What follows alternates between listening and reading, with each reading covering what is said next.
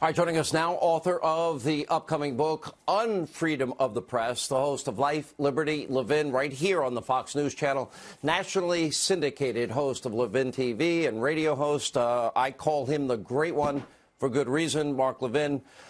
Great One, thank me. You know, this has been such a revealing week, Mark. You know, and the funniest thing to me is, so Barr says, as I had planned the whole time and said so, I will be releasing the entire Mueller report, and then all of a sudden, oh, see, he was wrong. He was wrong. Hope, hope, hope. How do you explain this hatred, rage, lying to an audience on a spectacular level? You know, I've been thinking about this, Sean, how all this came to be and the targeting of the President of the United States and before he was president, the candidate. And I thought, you know what? We have seen something like this before, if you look at history, which is one of the reasons I wrote this book. You know, Franklin Roosevelt used the IRS against his political opponents. He went after Andrew Mellon, who'd been the Treasury Secretary under Coolidge, and tried to destroy him. Mellon had never done anything wrong. He paid all his taxes, and he wasn't even happy that they got him on some penalty. He wanted Mellon in prison. He unleashed the IRS against Huey Long, who he considered a very dangerous opponent. Who had been the governor of Louisiana, then the senator of Louisiana, and he told his Treasury Secretary Morgenthau to tell the IRS to go after him. They went after him, and they almost got him, except he was assassinated, so that's how that ended.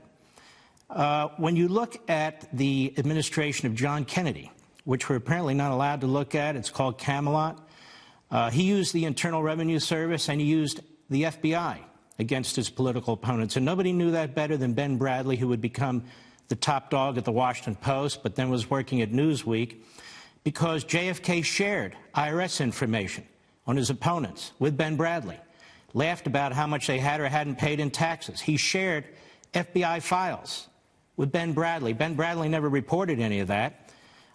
If you look at Lyndon Johnson, Lyndon Johnson did the same thing.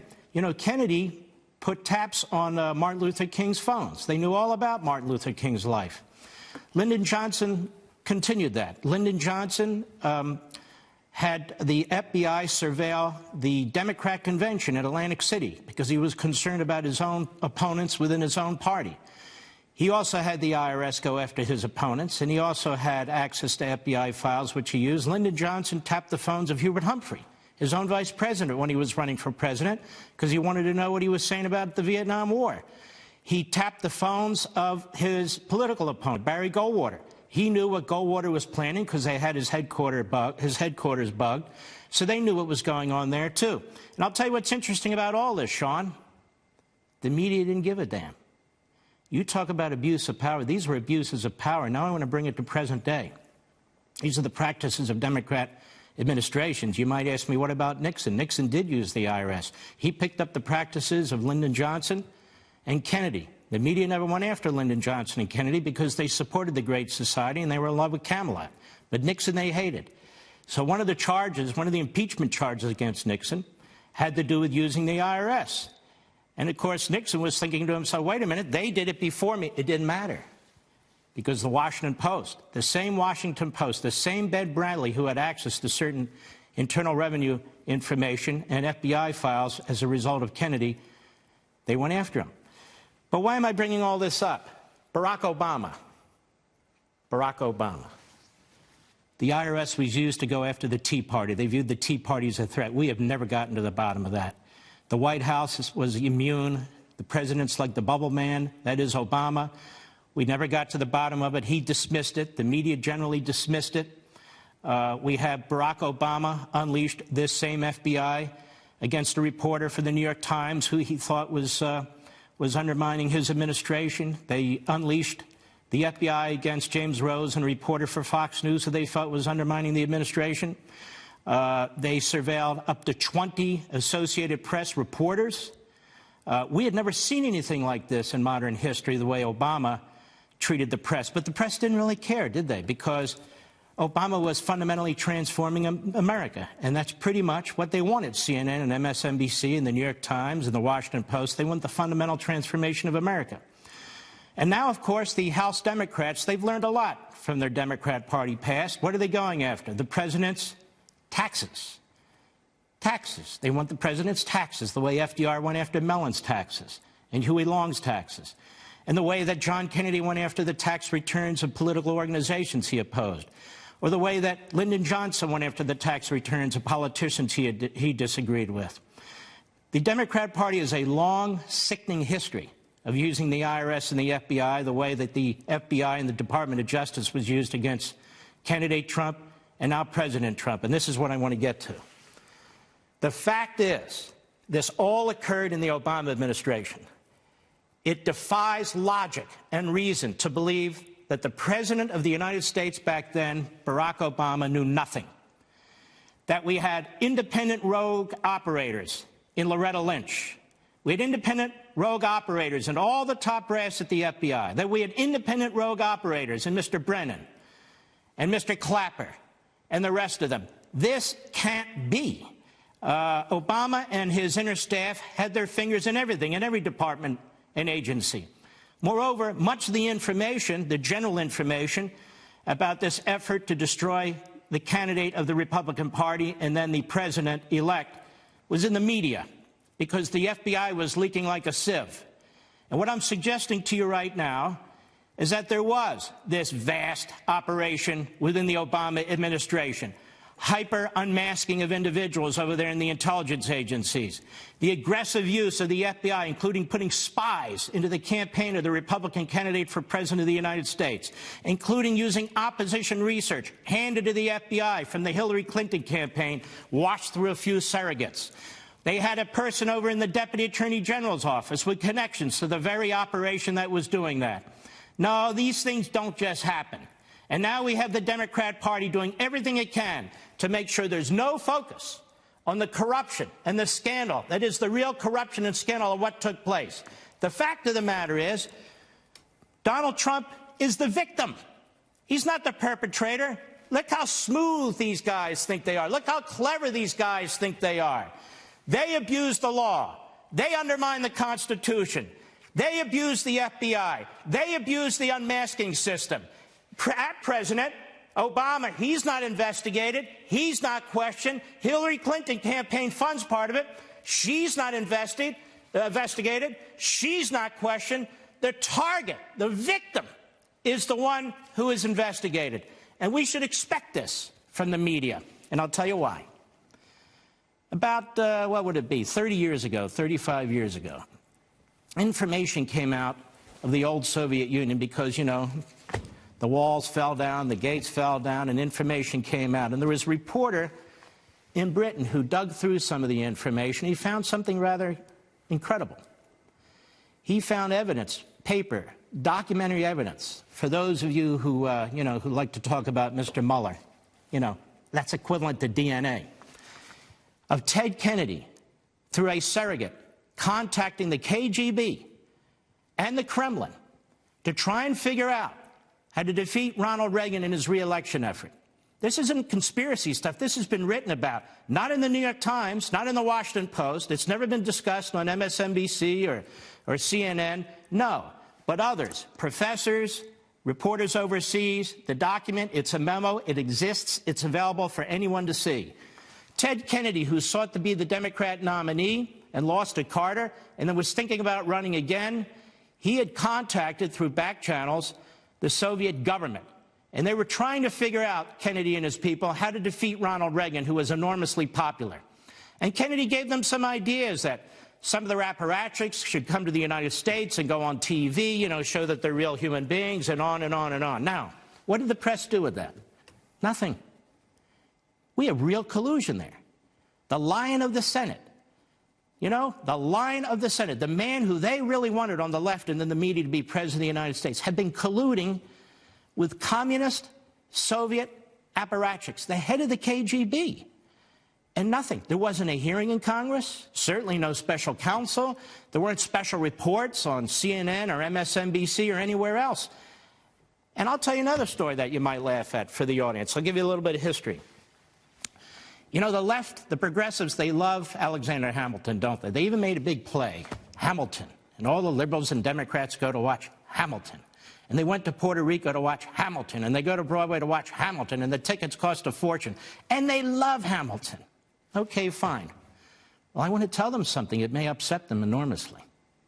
When George Washington was president, two of his cabinet members, Hamilton was his Treasury Secretary, Thomas Jefferson was his Secretary of State. War broke out between Britain and France. The party of Jefferson favored France. The party of Hamilton favored Britain. There weren't really formal parties back then, but they became so. Well, what happened? The president, George Washington, wanted to remain neutral. He told his cabinet, we're neutral, we're not getting involved in this. This is a loser. Hamilton goes behind Washington's back, really serves in many respects as a spy for the British, to inform the British on what the President of the United States was thinking, on his diplomatic plans. He undermined the Secretary of State, Thomas Jefferson, who decided to resign. He was so furious about it. And now they have a play for Alexander Hamilton. So let me predict here, maybe we'll get a play one day for Donald Trump, because he never did commit collusion. If they're going to give one to Hamilton, they might as well give one to Trump. Mark, first of all, I mean, we've known each other for so many years. This is why we call you the Great One. The history lesson is really important here. You know, you write these best-selling books on the Constitution, you know, Liberty and Tyranny, probably the defining book on a series of books. You talk about America being in a post-constitutional period. When you look at this, you can only describe it as an attempted coup. It's great to have this perspective. Yes. And it's taken a long time to peel back the layers of this onion. And the thing is you got Loretta Lynch on the tarmac. You've got Loretta Lynch talking to Clinton. You got Loretta Lynch telling Comey it's not an investigation. We learned this week, or in the last week, that Lisa Page and Peter Strzok and the FBI were taking orders from, you're right, Obama's DOJ. We didn't know that completely until just in the last week. And now we have the Nellie Ohr issue. We know Hillary's investigation... Let me just add this thing. You know, Hillary's investigation was completely rigged. We know a FISA court was lied to repeatedly and fraud committed. You see what they tried to bludgeon, ironically, this president before and after the election to influence the vote and then take him out with Russian documents paid for by Hillary, a phony dossier. Mm-hmm. So my question is this. This, to me, is a crisis. If we don't get this right, the country that we love, it's over. We don't survive. Well, I'll tell you, it's actually worse. You know, we have a First Amendment that protects, among other things, freedom of speech. That First Amendment was put there for the American people. The thinking was that we would have a press that supports America, that supports our Constitution, that supports liberty and supports speech. Not that it would become a propaganda operation and for the Democrat Party or any particular party, and that's what's happened. And I want the American people to understand that the press in this country really, really is bad. And they accuse Donald Trump. You've got Jim Acosta putting out a book with this hyper press release that we've never seen anything like this before, that Trump is destroying the media. I want the people to understand something. Trump hasn't done a damn thing to the media. All he does is confront them verbally, points them out. They say things about him that he never says about them. And again, let's look at history. And perspective is important. John Adams, under the Sedition Act, shut down newspapers and put reporters in prison who criticized him. Abraham Lincoln, during the Civil War, over 300 newspapers were shut down and journalists were put in prison. You can say what you want to defend or not defend. I'm just giving you a little history lesson. Woodrow Wilson, he had his own Sedition Act. He had his Democrats pass it as a way of pushing censorship. He had an entire censorship operation. He put not only reporters in prison, he put political opponents in prison. These are big progressives. You know, Woodrow Wilson, he had a massive propaganda machine taking place. Franklin Roosevelt picked up where Wilson left off in terms of the propaganda machine. He used the IRS against certain publishers who were anti the New Deal, and also to shut down opposition groups, peaceniks and so forth. And so we have Ben Bradley, who was very, very close to John Kennedy and was fed information to John Kennedy. My point is this. This president has been enormously passive when it comes to official actions and the media using him as a target and attacking him and trying to undermine him. The media have thrown in with the big government types. They threw in with a rogue FBI. They threw in with a rogue intelligence service. They threw in with a rogue IRS against the Tea Party. They threw in with a rogue attorney general, several of them. Now they're throwing in with a rogue Congress that wants to go back to taxes and back to the IRS, which is the old game book for the Democrats. And I'm saying this. Freedom of the press is what's in our Constitution. It's what we have a right to. Freedom of the press is not what we have. We have unfreedom of the press. They all sing alike. They all talk alike. They all push the same agenda. They all hate the President of the United States. Every survey and poll shows that. And they are undermining this republic. They are burdening this presidency. It's a disgrace. Mark, thank you so much for being with us.